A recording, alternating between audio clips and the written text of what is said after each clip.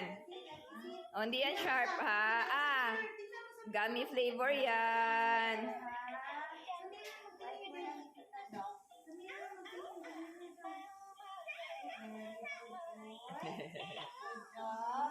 Kasi siguro last time ay agad mo lang kayo. Di ba nagsige siya iyak last time? Oh. Medyo basa pa. Oh, yay! Toothpaste lang yan.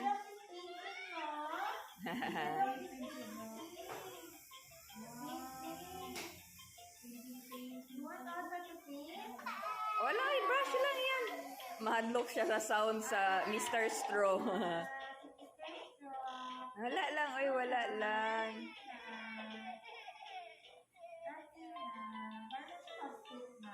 Ha?